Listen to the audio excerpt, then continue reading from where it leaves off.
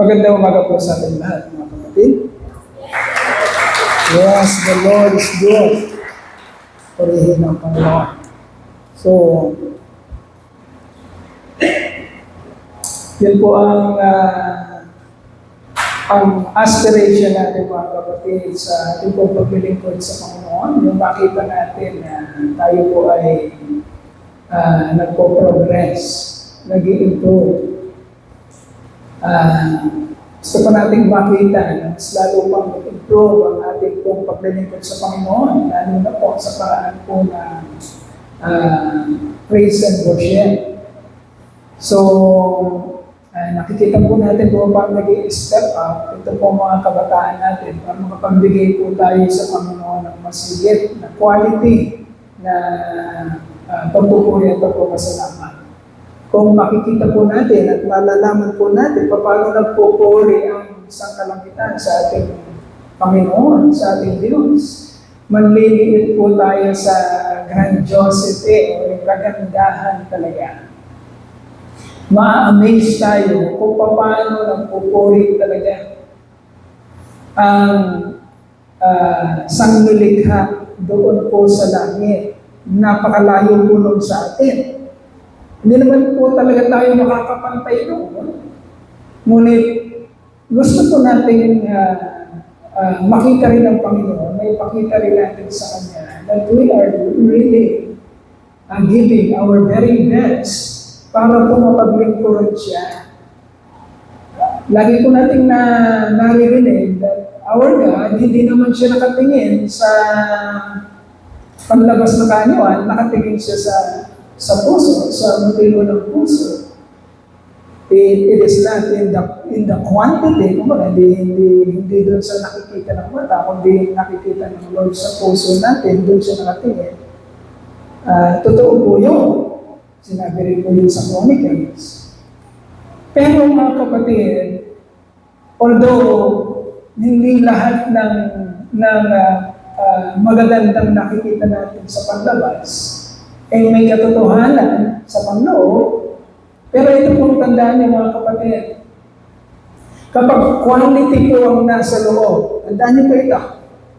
Pag quality po yung nasa loob, at tama po ang motibo, sincero ang motibo, sigurado pong maganda ang lumalabas. Okay? Sigurado pong costly ang ibinibigay. Ang ating Panginoon po, yung sincerity ng kanyang pagganap, o ang ating Diyos, yung sinceridad ng kanyang pagbibigay, makikita natin sa kung paano pinayagan niya maisakripisyo, maibigay ang kanyang nag-iisang anak, ang ating Panginoon. Nakita niyo po doon, yung quality ng giving ng Lord is that God gave everything. Okay? Yung gift po na galing sa Diyos, kapag inalam natin mabuti, pag naunawaan natin mabuti, it costs everything. Ang binigay ng Diyos ay lahat. Ibinigay niya ang nag-iisa niya. Okay? So, tayo sa ating paglilingkod, pagpupuri, pagsamba natin sa Panginoon, hindi tayo papayag that we are giving anything to God that costs us nothing. Parang, sige lang, makaano tayo, makaraos tayo, ibigay natin sa Lord, yung mga tera-tera natin, ibigay natin sa Lord. Hindi po. We aspire to give. Actually, hindi natin talaga kaya yung pantayan yung pagbibigay niya. Nagawa niya yun. Nagawa ng Diyos natin na ibigay ang lahat. Ay, hindi natin magawa yun. Malabo na magawa natin, maibigay ang lahat sa atin. But, like what David said, ni King David, nung panahon niya, ang kanyang motibo, pag nagbibigay sa Lord, sinabi niya, I will not give anything to the Lord that costs me nothing. Hindi ako kailanman magbibigay sa Lord ng hindi, ng parang Wala lang. Kailangan pag nagbigay ako sa Lord na ibigay ko talaga yung best ko. Dahil alam ng Lord kung nagbibigay ka ng the best mo o hindi. Alam ng Lord kung tira-tira lang yung binibigay mo sa Kanya o hindi. At tandaan natin, our God will not settle for anything less than the purity, the sincerity of our motive, of our intention in worshiping Him. Tandaan natin yun. Hindi papayag ang Lord na tira-tira lang sa Kanya. No? Makikita natin yun sa pinag-aaralan natin. He requires the best of the best, even in sacrifices. He requires a year-old male lamb without defect, unblemished. He required the best. Kaya tayo bilang iglesia, mga kapatid, gusto natin ipakita sa Lord, Lord, ito lang talaga ang kaya namin, pero ito na ang the best namin. Hindi tayo makakagaya sa may mga perang church, sa malalaking church, that they have all the equipment, they have all the means, para maging maganda ang worship. Hindi natin makakayanan yun. Pero makakayanan natin kung ano ang meron tayo, kung anong the best in our resources, at maipakita yun sa Lord that, Lord, we are aspiring to give you the very best. And we want to progress. Gumanda ang aming pagpupuri sa iyo. And that's why, alam niya ang Lord, di ba? Sabi niya, ang napagkatiwalaan ko sa maliit, siguradong bibigyan ko at pagkakatiwalaan ko na malaki. Okay? That is why, mga kapatid, kapag hindi tayo nagpo-progress sa ating ministry, sa ating larangan ng pagpupuri, pasasalamat sa Panginoon, mayroong magiging question mark if we really are giving the very best sa mga maliliit na bagay na unang-unang ipagkakalob ng Lord sa atin. Nagigyan ba natin, mga kapatid? Kapag nakikita ng Lord na tayo ay a good steward doon sa mga bagay na maliliit, sabi niya, nasilip niya, pagkakaloban kita na mas malaki pa. Okay? So, natutuwa ako. And we want to see a greater progress. Kagaya ng nakikita natin sa praise and worship. Nagsisimula na yan na nakikita natin. First, yung makita nila yung kalinawan, anong ibig sabihin ng worship, maintindihan nila, makultivate ito sa kanilang puso, mapigang ang pusong bato na maging pusong laman, at talagang gawin kung anong narapapang ibigay para sa ating Panginoon. Okay? Mga kapatid, sayang kasi kakaunti tayo, di ba?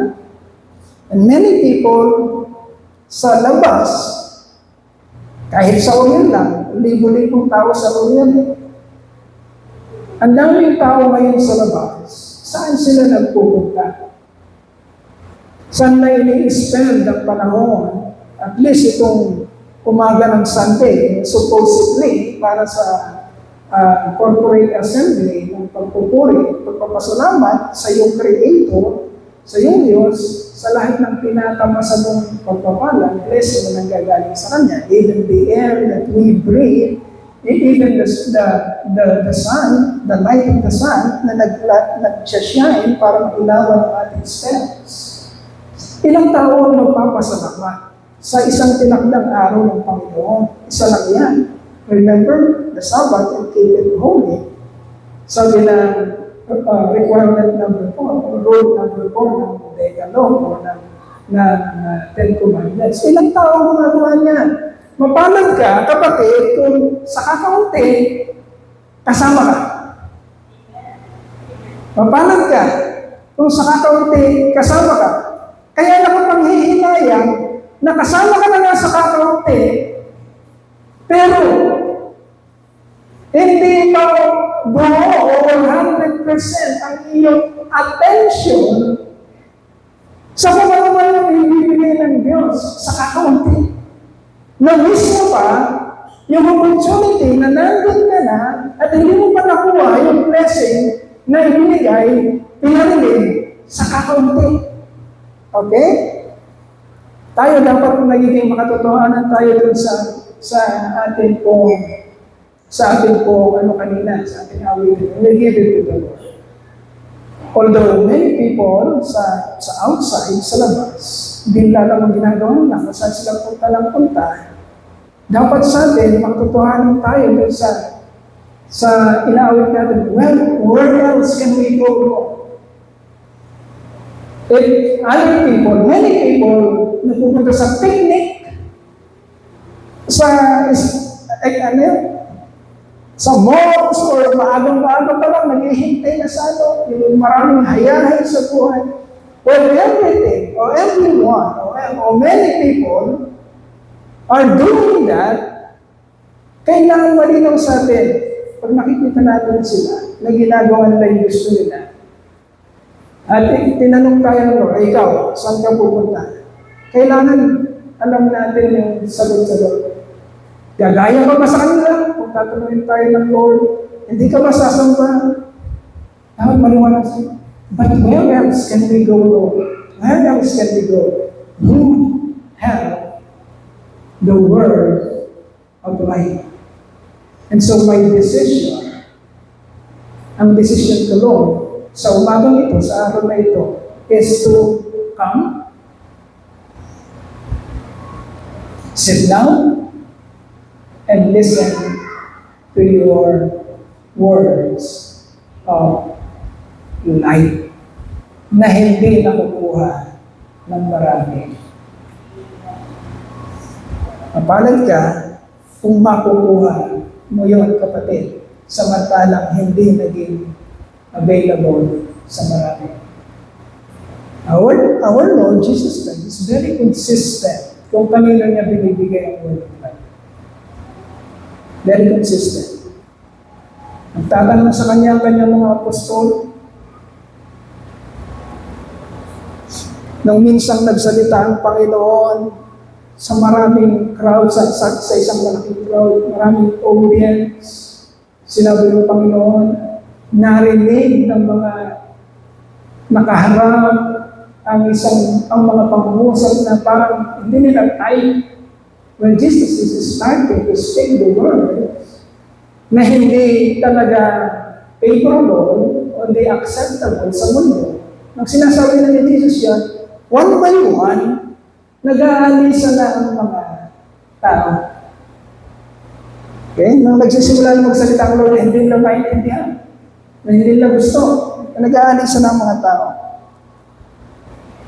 And then Jesus said, nung ang natira na lang, yung mga ilan nila at yung kanyang mga disipulo, ang sabi na, kayo ba? Magsisialis din? Kakaunti na lang ang natira, kayo ba? Magsisialis din? And one of his disciples stood and said, Lord, but where else can we go? Where else? You have the word of life. Hindi namin ito matatagpuan saan man. Sa iyo namin ito matatagpuan. And so, our decision today, my dear brethren, is to really sit down and listen. Para maintindihan po natin, mga kapatid, ano ba ang sinasabi ng word of life na magbibigay ng kaligayahan, kumpiyansa, kapayapaan sa ating kaluluwa, sa ating puso, at sa ating isipan. Okay. Uusap tayo sa mensaheng binibigay ng Panginoon sa atin, proclamation of power and providence. And our text is Exodus chapter 12, verses 14 to 20. Okay. Pinag-aralan natin yung Passover, nandun pa rin tayo sa Passover, but isa-isa, tinuturo sa atin yung elements of the Passover. Natapos tayo doon sa unang element, which is the sacrificial lamb. Tatlo yan eh. Tatlo yung element na yan eh, na inutos ng Lord. Sacrificial lamb. Pangalawa, unleavened bread. Pangatlo, bitter herb. Ayan, pinag-aralan natin yung introduction ng una. Sa message na ito mga kapatid, pupuntuhan natin, puputirihin natin, ano ibig sabihin ng unleavened bread. One of the element in the Passover sa panahon ni Moses na kailangan i-execute o gawin o kainin ng mga Israelita. Okay, at una natin yung makikita sa Exodus chapter 2, verses 14 to 20. Unleavened bread, o sa Tagalog ay tinapay na walang libadura o tinapay na walang pampaalsa. O yung may mga bakery na iintindihan niya. Para mapalangin mo yung dough, yung maso ng tinapay, nilalagyan niya ng yeast or pampalsa para maparami yan, para mapalsa yan, para mapaganda siya. Ang tinapay na pag-uusapan natin dito ay tinapay na hindi umalsa. Okay? Walang mixture. Hindi siya hinaluan. Unleavened. Okay? Puro. Unleavened bread, tinapay na walang libadura. Ang pagtalakay po natin ngayon mga kapatid is only the introduction of the subject matter, the unleavened bread. Let us read Exodus chapter 12, verses 14 to 20. It says, this is a day you are to commemorate for the generations to come. You shall celebrate it as a festival to the Lord, a lasting ordinance. And we say a lasting ordinance. Once God instituted this festival, tumagang itong sineselebrate o pinapractice ng Judaism. Actually, until now. Ibig sabihin, 3,500 years nang ginagawa ito. Ginagawa pa rin ito ng Israel, ng mga Jew. Tayo, alam na natin ang katotohanan. Nag-stop tayo dito sa panahon ni Jesus Christ. Ang panahon na yun ay ang New Testament. When the New Testament came, mga kapatid, na-stop na ang mga Kristiyano sa pagdiriwang ng Passover as it was still celebrated by the Jewish people, by the Israelites sa panahon ngayon. So sabi diyan, a lasting ordinance. And although tayo bilang mga Kristiyano, hindi na natin ito pinagdiriwang ngayon mga kapatid, but still, from the time of Moses up to the time of Jesus Christ, the celebration of this Passover sa perspective ng mga Christian lasted for about approximately 1,500 years. Okay? Because Jesus Christ Himself, in His 33 years life, temporal life in this planet Earth, sumunod po siya sa Passover. Okay. Eh, ba't hindi natin ginagawa, Pastor? Ay, sumunod pala si Jesus Christ sa Passover. Ay, kaya pinag-aaralan natin. Pinapaliwanag natin kung bakit hindi na tayo sinusunod sa Passover. Ang sinusunod natin ngayon, ginagawa natin ngayon, is what we are doing every Thursday. Third Thursday of the month, we are doing what we call the Lord's Supper. Ayan, pupunta tayo dyan.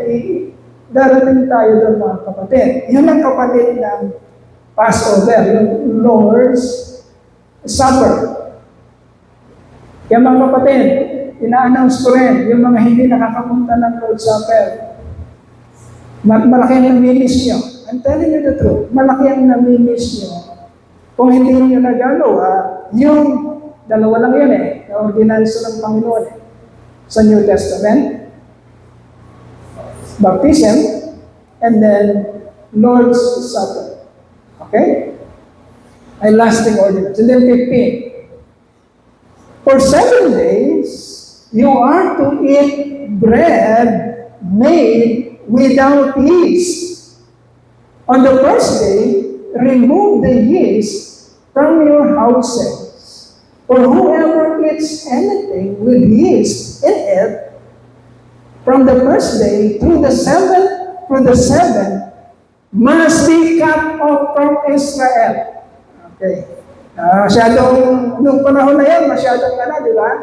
Yung direkta. Pag kumain ka ng tinapay, doon sa celebration nila, 7-day celebration.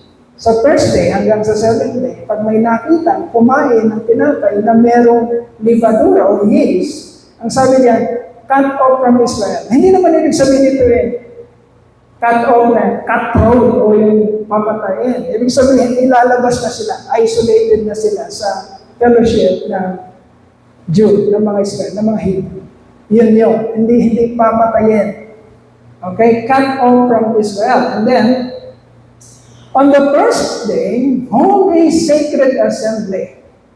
And another one on the 7th day. Okay, listen very carefully. Dito, pwede kayong makagamit ng isang paliwanag why we are also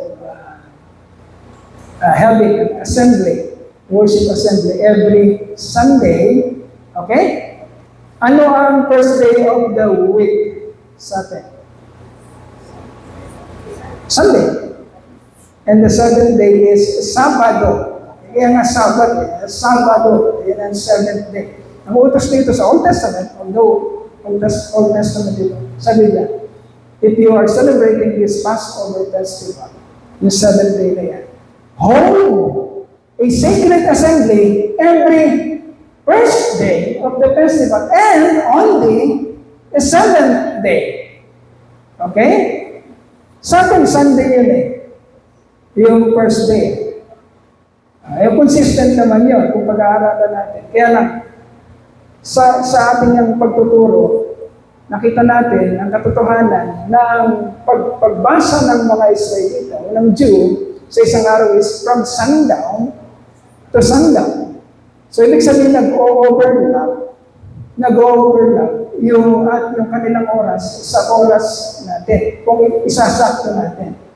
Because if we will make an exact na pagtataya kung anong oras talaga lumalabas yung Sabat pag tayo nag-celebrate, mga kapatid, sabi doon, sundown Friday to sundown Saturday. Okay? Yun ang Sabat nila ng Israel. Ang sundown Friday nila ay alas 6 ng hapon. Okay? Kaya lang una tayo sa Middle East. Una tayo ng 5 to 6 hours. Okay? So, ibig sabihin, kung 6 hours yan, let's say, approximately, una tayo ng 6 hours. Ang 6 p.m. Friday nila, magdagdag ka ng 6 na oras. Okay? So, 7, 8, 9, 10, 11, and 12. Ibig sabihin, ang alas 6 ng hapon nila ng Friday, sa atin ay alas 12 ng, Sabado. Sakto tayo. Kaya lang, magtatapos yung alas 12 ng Sabado sa alas 12 ng Linggo. Yun ang Sabat. Okay? Kung lalagay natin sa oras natin. Binigyan lang natin ng idea paano tayo dapat sumakto dun sa Sabat. But of course, ito yung Old Testament, hindi ito New Testament. Do not work at all on these days, except to prepare food for everyone to eat. That is all that you will do, sabi niya, that you may do. Ano lang ang gagawin nila sa 7 days? Preparation lang ng pagkain lang. Hindi sila mag-work, sabi. Preparation ng pagkain. Ganun kasaya yung kanila Passover celebration. Talagang festival ito. Napagdiriwang. Walang trabaho. Purely fellowship and kain. Okay, in 17, celebrate the festival of unleavened bread because it was on this very day that I brought your division out of Egypt. So every year, kailangan yung alalahanin na sa mga panahong ito, sabi ni Yahweh, sa mga panahong ito, ay inilabas ko kayo mula sa pagkaanikin sa bansang Ehipto. Okay? Kaya every year, aalalahanin nyo na niredeem ko kayo. Of course, he was talking about the Israelites, not the whole humankind. The Israelites. Okay? Kaya ang kinakausap niya dito sa mga Hudyo, mga Hebrew, sinasabi niya, sa panahon ito, tandaan niyo, ito yung mga panahon na inilabas ko kayo, niredeem ko kayo from slavery sa dominion ng Egypt. Okay, so magiging malinaw dito, ang kinakausap niya, ang inuutosan niya dito ay mga Israelita. Okay. Celebrate this as a lasting ordinance for the generations to come. 18. In the first month, you are to eat bread made without yeast from the evening of the 14th day until the evening of the 21st day. 7 days. 14 to, kasi sundown to sundown sila, to 21st day. Nisan 14 to Nisan 21. Okay, 19. For 7 days, no yeast is to be found. By the way, pag binilang yan, parang 8 yan. 14, 15, 16, 17, 18, 19, 20, 21. Parang 8. Mamaya, may paliwanag tayo dyan. For 7 days, no yeast is to be found in your houses. And anyone, whether foreigner or native born, who eats anything with yeast in it, must be cut off from the community of Israel. Ay tatakuin nila pag hindi sumunod. Ganun ka, grabe. Ang utos, patungkol dito sa unleavened bread. Malalaman natin gano'n yung pagiging, yung seriousness, no? Because all of this is our typology of the real thing sa panahon ni Jesus Christ. Kumbaga yung seriousness, seryoso ito, kasi may tinuturo ang Diyos sa pamamagitan ng mga symbolism na ito, papunta sa tunay niyang gagawin sa panahon ni Jesus Christ. Because we know, spoiler, that Jesus Christ is the bread of life. Okay? Siya ang ibibigay ng word of bread of life. May kinalaman yun sa element ng Passover, the unleavened bread. Mamaya. Okay, and then 20, last verse. Eat nothing made with yeast. Wherever you live, you must eat unleavened bread. Okay, unleavened bread. Listen very carefully, unleavened bread. Typology of Jesus Christ, which is, tinatawag natin ang Panginoong Kristo na the bread of life. Okay?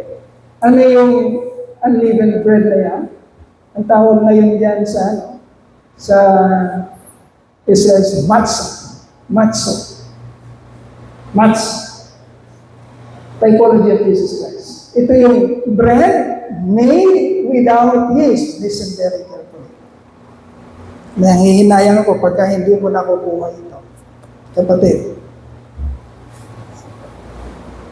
Kasi, tingnan mo yung seriousness, ha? Kaya dinidiinan ko yung seriousness. Sabi lang, kapag kumain kayo, sa 7 araw na ito, na merong ligadura, itakwilin nyo na sila. Ilabas nyo na sila sa Israel. Yun ang punta sa Israel. Ha? Seryoso yun. Kasi pag hindi mo naiintindihan, ang mga imaman ng salot, kumain lang ng prutas sa alaman ng Eden, patay na lahat. Kumain lang ng may libadura, patay na. Kasi nga, hindi natin nagigets ano talaga yung tinutubog ng Panginoon dahil ayaw natin pakinggan ang may lalang sa atin. Ang lumikha sa atin na nakakaalam kung paano tayo liligaya. Okay? Kasi seryoso siya. Intindihin natin mabuti. Bread made without yeast or tinapay na walang pampaalsa. Ilan yung elements na yan sa Passover? 3. Lamb, 1-year-old, fully grown, without defect. Number 2, unleavened bread. Number 3, bitter herb. Okay. So, ano ibig sabihin niya? Life without sin. Buhay na walang bahid ng kasalanan. Okay? Yun yung ibig sabihin ng unleavened bread. Okay. So, ang life's question natin dyan, mga kapatid. How does our God want us to respond to the awesome, merciful sacrifice of His Son's life, our Lord Jesus Christ? Because later on, mga kapatid, itong pinagdiriwang ng Israel na ito, mga kapatid, ay pagpapaalala sa kanila na inilabas sila ng Panginoon mula sa slavery, hindi sa pamamagitan ng galing nila, ng bait nila, ng inaw nila. Hindi sila espesyal. Kaya pinapaalala sa kanila ito, taon-taon ng Panginoon, ay para i-point out sa kanila, mga kapatid, na inilabas sila, ang mga Israelita, sa pagkaalipin, niredeem sila doon because of the sacrifices na hindi silang nagbigay, kundi mismo ang Diyos. Okay? At ang gustong puntahan ng mga kapatid, no sacrifice na tatanggapin ng langit na mayroong bahid ng kasalanan. Okay? Ang tatanggapin ng langit ay unblemished. So, ibig sabihin ng unleavened bread is walang mixture, walang bahid, walang pampaalsa, walang kasalanan, na hindi sila nag-provide, kundi mismo ang Diyos. That is the requirement. Isa-isa natin mamaya. Okay, how does God want us to respond to the awesome, merciful sacrifice of His Son's life? Our Lord Jesus Christ. Would He be pleased? Nandun ba yan? Yeah. Ito yung sagot. Would He be pleased, having broken us free from enslavement to sin, kagaya ng mga Israelitas. The Israelites were enslaved for hundreds of years in Egypt and were finally redeemed. To help us willingly go back to sin again, or He wants us to learn to look at sin as He does, and to aspire by the abundance of His grace to remain even more in the blessedness of a righteous and holy redeemed life. Haba, ano? Kaya magandang meron tayong recording. Ibig sabihin ito, mga kapatid. Sabi diyan, matutuwa ba ang Diyos? Liligaya ba siya? Pagkatapos niya tayong iahon sa putikan at linisin, i-redeem, ay matatagpuan niya tayo Gaya ng mga Israelita na hindi nagpapasalamat at gustong-gustong bumalik muli sa putingan, sa kasalanan, imbes na dahil naintindihan mo ang napakalaki ng kaligtasan na yun, ay mag-aspire ka. Maghangad ka ng higit pang makatotohanan, pagpapasalamat at paglilingkod sa Lord na pinapakita ng buhay mong ayaw ng muling madumisan at bumalik sa pagkakasala. Natutuwa ba ang Diyos? Kung nakikita niya ang isang taong niligtas niya na binabaliwala ang napakadakilang sakripisyo ibinigay niya. Dahil muli at muli naglulublog ito sa kasalanan. Nagalit ang Diyos sa Israel. Okay? Because they did not appreciate that awesome redemption na pinaranas sa kanila ng Diyos. Napakaiyak. Pinag-aralan natin. How many plagues? Pinakitaan sila ng Lord the awesomeness of His power para kumbinsihin, although hindi naman na-kumbinsi, ang pamunuan, ang Pharaoh at ang pamunuan ng mga Egyptians para pakawalan ng Israel. Ano ang pinagagawa ng Diyos noon? That is very awesome. Amazing. Amazing redemption. Pero nang ginawa ng mga nakaranas ng kaligtasan na yan, imbes na i-appreciate nila, mga kapatid, tinalikuran nila yan. Gusto nilang bumalik at mag-log-log uli sa dating lang kalagayan. Maraming mga Israelita sa panahon na yun, anong sinasabi? Buti pa sa Ehipto. Hindi na naintindihan. Diba? Niligtas na nga sila. Gusto nilang bumalik pa. Niligtas ka na nga sa kasalanan. Bakit? Gusto kong bumalik doon. Hindi magugustuhan nilang doon. Kaya iintindihin natin, ano ba talaga ang pinupunto ng Panginoon dito sa mga elements na ito? Para ma-appreciate natin, mga kapatid. Okay, introduction. The Feast of Unleavened Bread comes immediately after the celebration of the Passover. Okay, kanina kasi, kapatid, binilang natin, sabi doon sa binabasa natin, 7 days. 7-day celebration, yung Feast of Unleavened Bread. Okay? Pero pag binilang natin from 14 to 21, kasi hindi natin bibilangin by ang isang buong araw mula sa 14 to 15. So, 14 to 8 days. Kasi pag-uugnayin natin yung Passover, tsaka yung Passover celebration, tsaka Feast of Unleavened Bread. The Feast of Unleavened Bread comes immediately after the Passover celebration. Okay, kasi yung Passover celebration, mga kapatid, sineselebrate nila exactly kung paano yung dumating yung angel of destruction, yung destroyer. Kailan siya dumating? Gabi. Okay? That's why yung Passover celebration, sa gabi siya sineselebrate. Gabi ng 14. Okay? Magpapalit yung araw.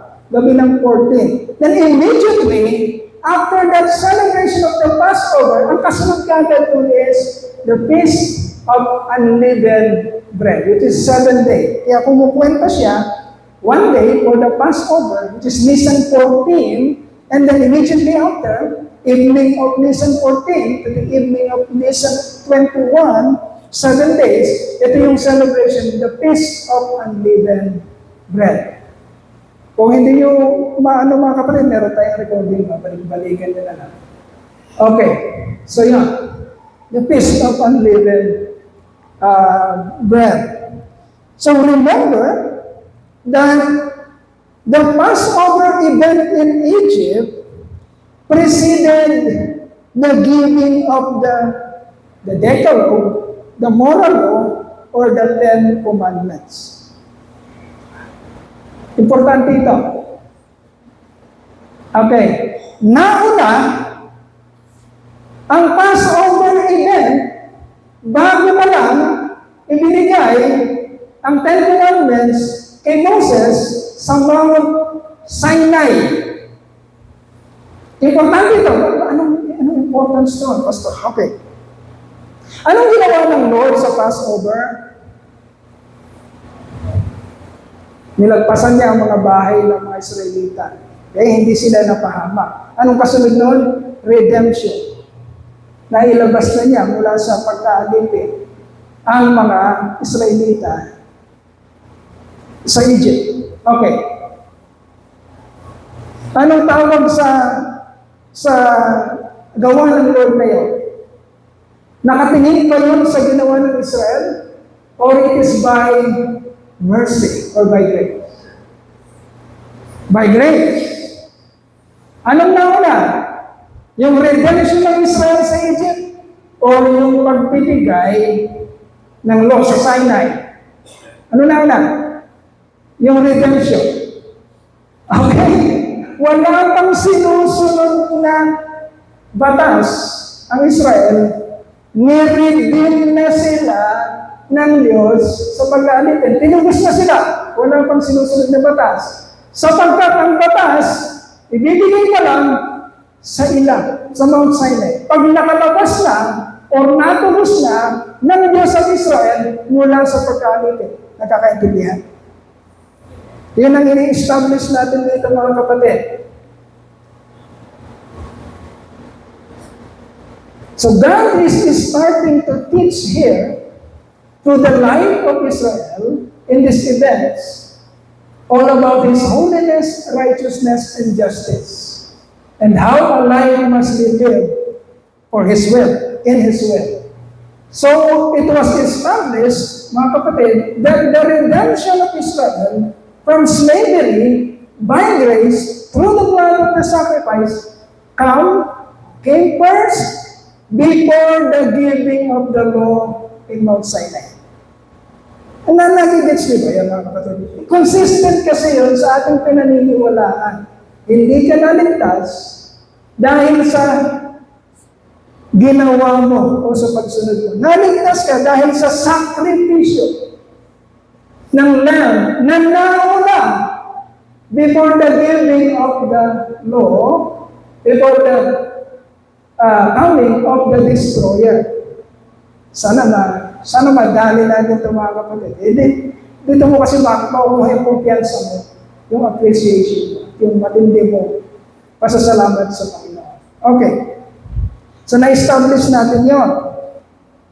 Okay. These events, the Passover, the Feast of the Unleavened Bread, the sacrificial lamb in Old Testament, should teach us lessons. Ano ba yan? Yan. Should teach us lessons about how we should respond to Jesus Christ's sacrifice. Paano nga ba tayo dapat mag-respond? Maraming hindi nakakaintindi nito, mga kapatid. Maraming tao, ang ganito lang ang pangunawa. Basta ako tinanggap ko na ang Panginoon. Basta ako tinanggap ko na. And therefore, ligtas na ako. Kahit hindi na ako mag-church, kahit hindi na ako mag-Lord's Supper, kahit hindi na ako magpabautismo, kahit hindi ko na gawin ng lahat ng yan. Basta ako tinanggap ko ang Panginoon, pupunta ako sa langit. Kahit na, paminsan-minsan pupunta ako ng cabaret, ano yung cabaret show sa panahon ngayon? Bar. Kahit na paminsan-minsan punta ako ng bar, kahit na paminsan-minsan meron kami occasional drinking, basta ako ligtas ako. Kasi sabi, tanggapin ko, Panginoon, ligtas ako. I'm sorry, walang nakasulat na gano'n. Kahit kalkanin mo mabuti ang Espiritu, walang nakasulat na tuwang-tuwa ang Diyos, kagaya ng sinabi natin kanina. Tuwang-tuwa ang Diyos sa mga taong mapagpaimbabaw na sinasabing Diyos siya, Panginoon siya, tagapagligtas siya, pero sinusuway naman ang righteousness at holiness na gustong makita ng Diyos sa bawat taong niligtas niya, niredeem niya. What has happened in Israel is a typology, example, na kailangan natin matutunan. Sila yung iniligtas sa Ehipto. Sila yung nilagpasan ng destroyer nung gabi ng Passover. And then, fast forward, sila rin yung inubos ng Diyos sa ilan. Tama ba din? Tama. Kasi yun ang istorya. Okay? Kaya alam natin, sino ba talaga itong mga ligtas nito? Sino ba talaga itong mga redeemed na ito? Sino ba talaga itong mga hinirang?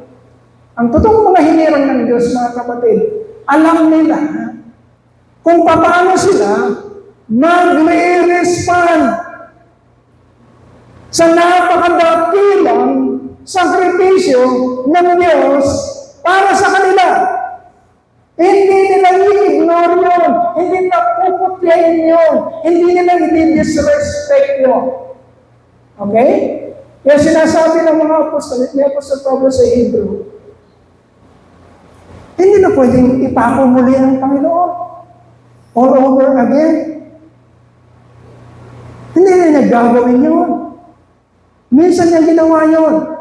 At magiging epektibo ito sa mga niligtas niya. Pero hindi mo pwedeng gamitin yun as a license. Hindi mo pwedeng gamitin yun para maging passes mo. Oh, okay na ako, di ba? Nahunasan na ako. Niligtas na ako. Okay na ako, ligtas na ako. Pero nakikita ka, sa karumihan ng buhay, ang ehemplo mo ay nasa karumihan ng buhay at wala dun sa kabanalan at katuwiran na niloob ng Diyos na mangyayari sa bawat taong tinubos niya. Okay, so how should we respond? The learnings that, these events in the Passover, in the lives of the Israelites, the Feast of Unleavened Bread, sacrificial lamb in the OT, should teach us lessons about how we should respond kung naiintindihan talaga natin ang sakripisyo ng ating Panginoong Jesucristo, which is the Lamb of God, the unleavened bread, and whose life has been miserable, so that your life will be miserable. So that your life will be full of abundance. Okay. The Passover and the Feast of Unleavened Bread celebration. Yan, medyo na ipaliwanag na natin kanina.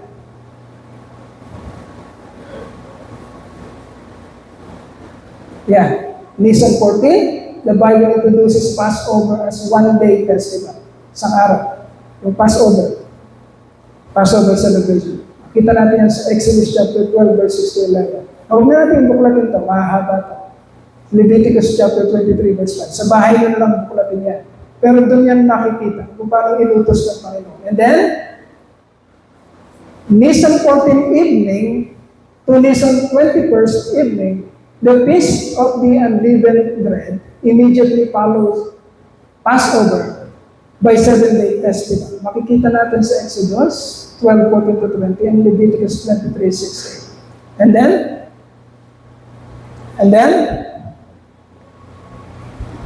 yan. However, over time, habang sineselebrate ito, sa buhay ni Jesus Christ, 1,500 years sineselebrate yan. Over time, the entire period come to be combined together and often called until now by Jewish community as Passover celebration.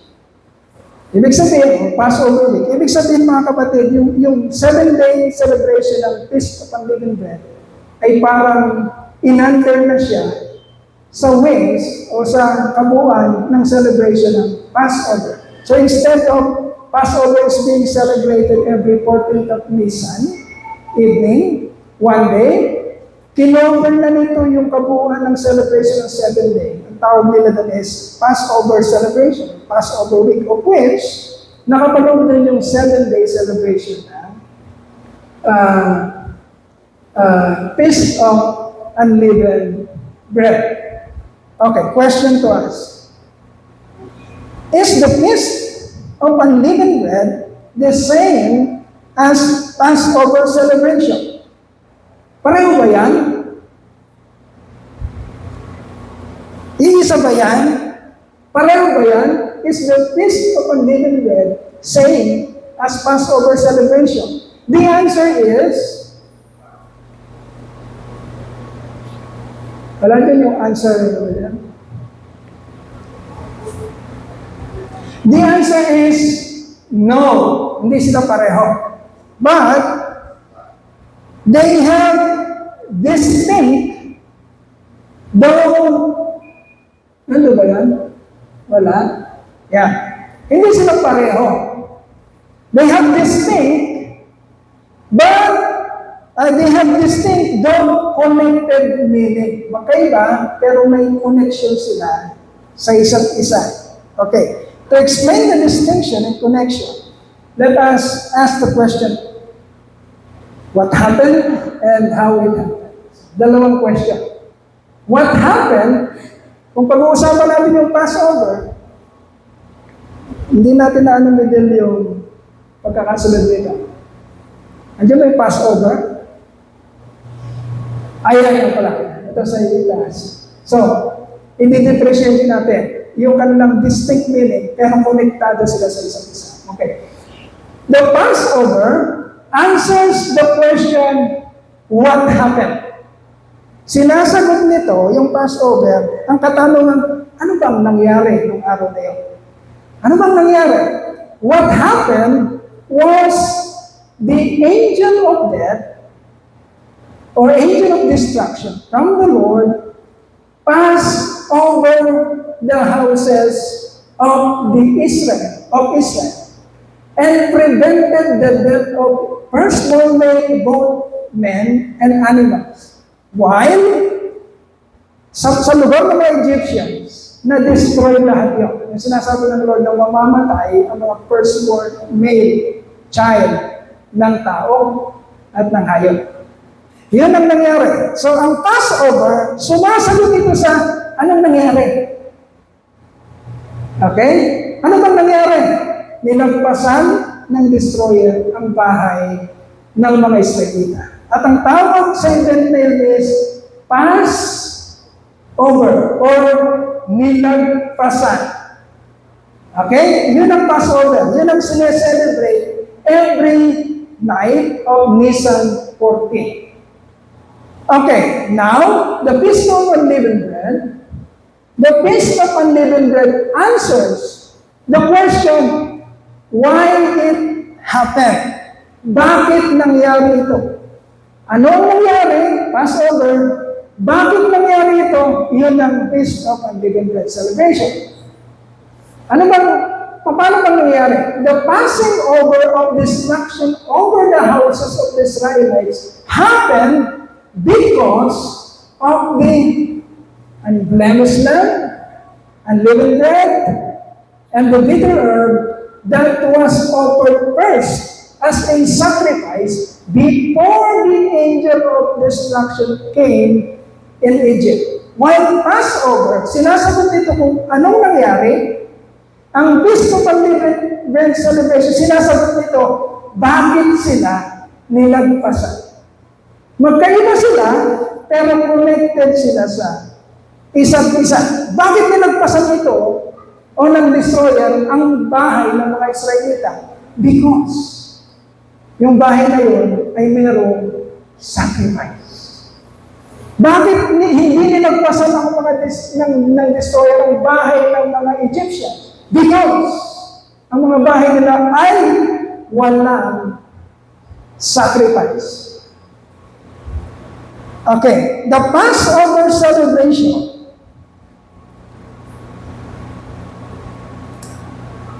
and the Feast of Unleavened Bread typified the complete steps of God's plan of salvation. Tsagayin niyo ito mga kapatid.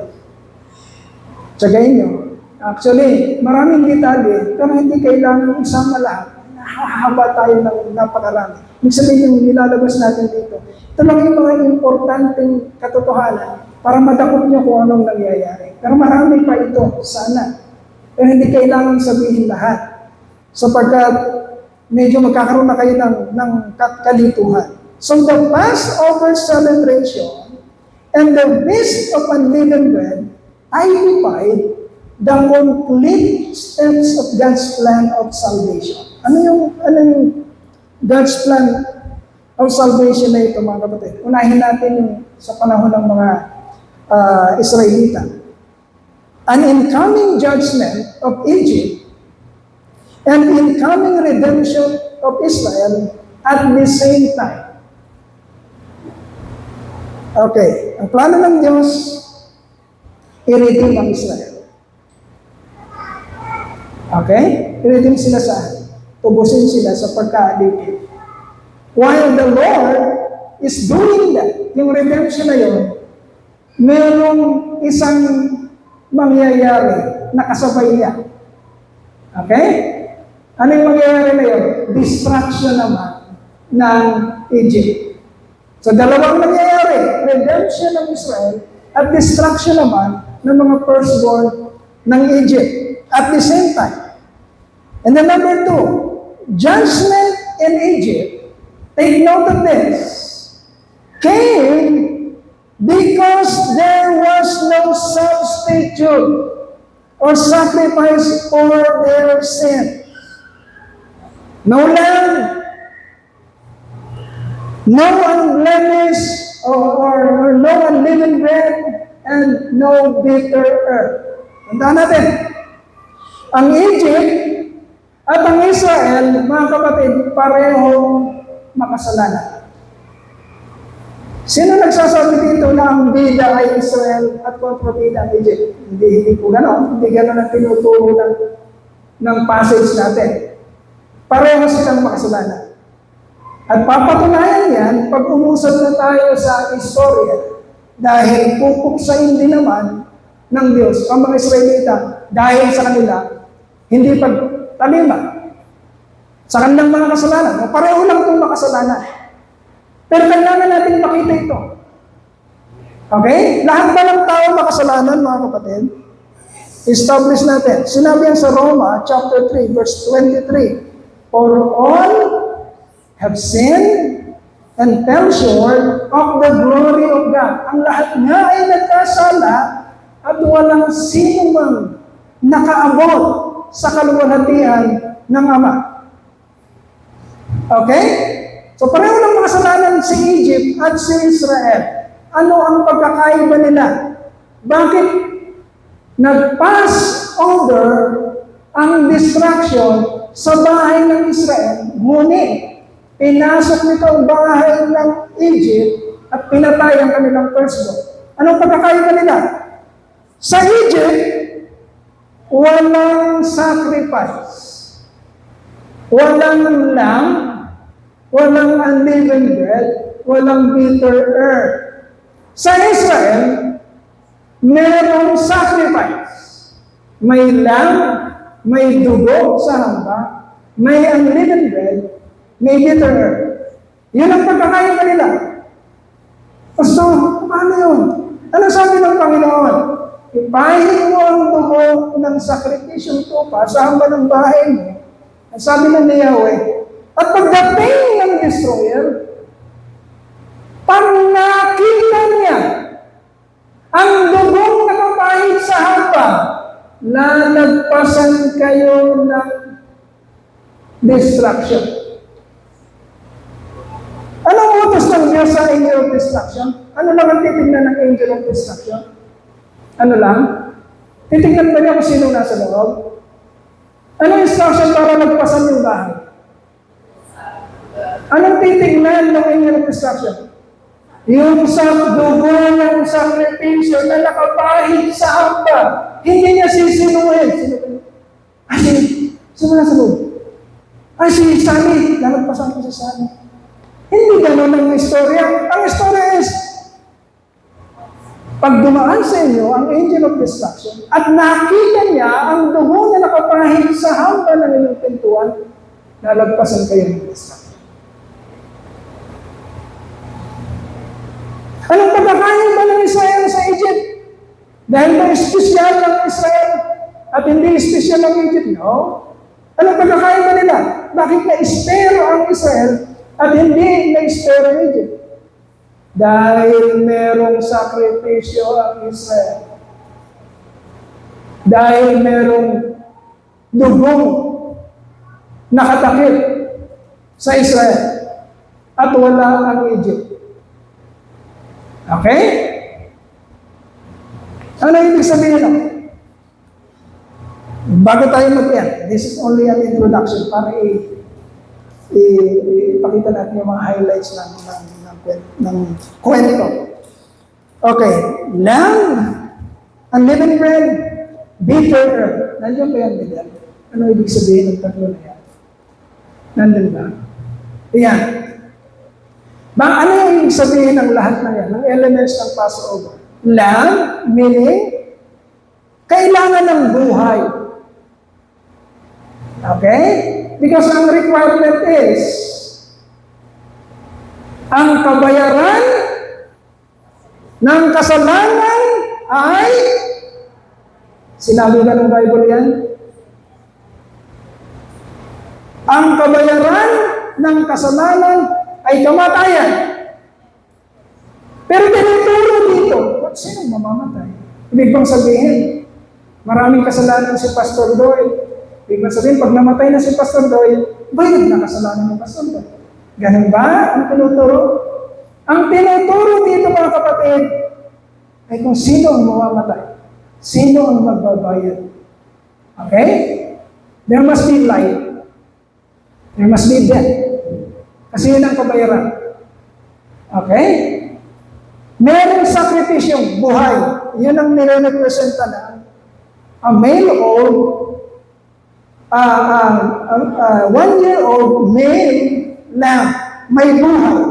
May dumong imumulo. May katawan na matutor. Nakakatayo. Okay, ano yung sabihin ng unleavened bread? Ang buhay na yun, na iyahay sa Diyos, must be unleavened. Must be unblemished. Must be pure. Yun ang ibig sabihin ng unleavened. Kailangan ng iaalay ay walang bahid ng kasalanan, of which we cannot deliver. We cannot provide that requirement of God. May buhay tayo? Yes. Pero meron ba tayong buhay na walang dungis? Wala tayong gano'n. But the requirement of heaven is, ang magbabayad ng kasalanan is buhay na walang dungis. Yun ang ibig sabihin ng unleavened bread. Pure, not mixed with anything, unblemished. Ano ibig sabihin ng bitter earth? Ang walang kalaban-laban, ang buhay na ito, na nabuhay para hindi magkasala, supposedly, dapat magkamit siya ng rewards and abundance. Dahil ginagawa niya ang tama, isinasaayos niya ang buhay niya, iniingatan niyang huwag patungisan. Ano ibig sabihin ng bitter earth? Instead na maibigay sa kanya ang reward dito sa lupa, instead na maibigay sa kanya ang glory dito sa lupa, ano nangyari sa buhay na yan? His life was nabantad ng misery, ng suffering, ng affliction. Anong ginawa natin sa kordero ng Diyos na nagpapakita ng buhay na matuwid na banal at walang mapintasan. Anong ginawa natin? Tinapunan natin siya ng misery. Pinahirapan natin siya at lahat. Yun ang klase ng buhay niya. So yun ang nagsasabi, yun ang tinuturo ng elements of the Passover. Ang gusto ng Lord, gawin nito palagi Israel, taon-taon, alalahanin nito, sapagkat hindi ito dapat makalimutan until dumating ang katotohanan at dumating ang isang buhay na ito, kordero ng Diyos, lamb, unlimited, buhay na walang kasalanan at magdurusa para mabayaran ang lahat ng kasalanan. Naiintindihan natin mga kapatid, ganun kaseryoso yun. Kaya taon-taon sabi ng Lord, for a lasting ordinance, gawin niyo ito. Huwag niyong kakalimutan para pagdating na ng katotohanan, maalala niyo, ito pala ang ibig sabihin ng Diyos. Bakit niya inuulit-ulit?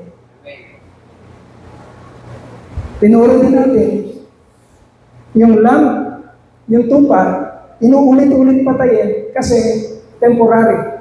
Hindi nakakaalis ng kasalanan. Kaya every year, merong papatayin. Nung dumating na ang katotohanan, nung dumating na si Jesus Christ, minsan lang siyang pinatay. Sapat na yun. Hindi na yun uulitin. Ibig sabihin, naging effective ang sacrifice. Naging effective ang kanyang dugo. Na pag napahid sa iyo, pagdating ng destruction, lalagpasan ka nito, samantalang i-devastate, i-destroy nito ang mga tao hindi nag-appreciate, nagtiwala, at di tinanggap ang napakahinam na offering, napakahinam na grace, na kabutihan ng Diyos na ino-offer niya sa lahat. That is our introduction of the unleavened bread, mga kapatid. Meron pa tayong pag-uusapan na detalye sa mga susunod. Therefore, in our conclusion, redemption or salvation typified sa nangyari sa Old Testament, the passing over of destruction, death in Israel, was made possible because of the sacrifice that was offered before the destruction came. Mga kapatid, pakinggang mabuti, nasa panahon tayo na pinapakita ng Diyos kung ano yung inihula niya 2,000 years ago. Wars, rumors of wars, antichrist, false teachers, false prophets, matinding paggutom,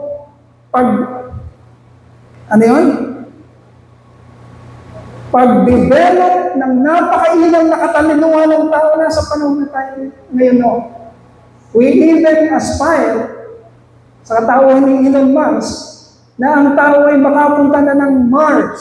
Nandun na tayo sa panahon na yun.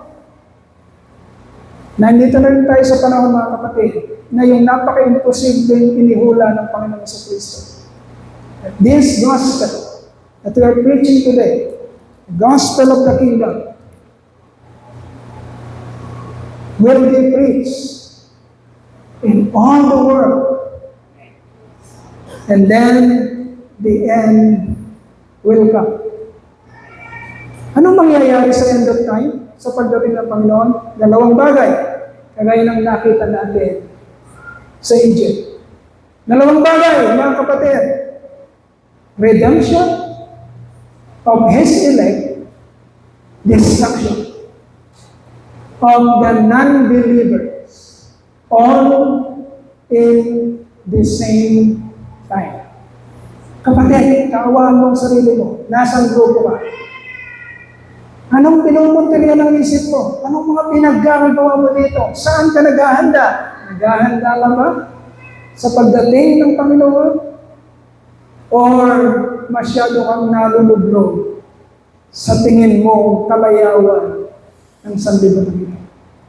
Binibigyan tayo ng pagkakataon at hindi nakakalimutan, Lord, sa pagpapaalala sa atin, gaya ng sinabi niya sa Israel.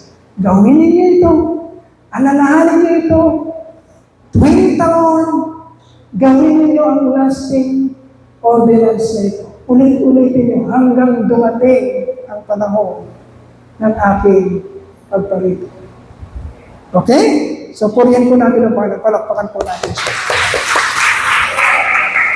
Hallelujah, hallelujah, hallelujah. Ama naming dakila, higit sa lahat, kami po ay lumalapit sa iyo pong banal na harapan na nagbibigay ng papuri at pasasalamat sa inyo pong kadakilaan sa amin. Napakabuti niyo. Hindi ka nagkukulang. Pinapaliwanag mo, tinuturo mo sa amin. Ama, bigyan mo kami ng napakatinding interes, pagnanasa, na malaman ka, makilala ka, maintindihan ang iyong kalooban, upang maihanda mo kami ng may kapayapaan at may kumpiyansa sa iyong muling pagparito. Even sa katapusan ng aming buhay sa mundo ito. Yun po ang mga bagay na darating at di namin maiiwasan. Maaaring ang aming katapusan o ang aming kamatayan o yung muli mong pagparito. Mga bagay na mangyayari at di namin mapipigilan. Ama, ito pong yung iglesia, ang Truth and Life Christian Church.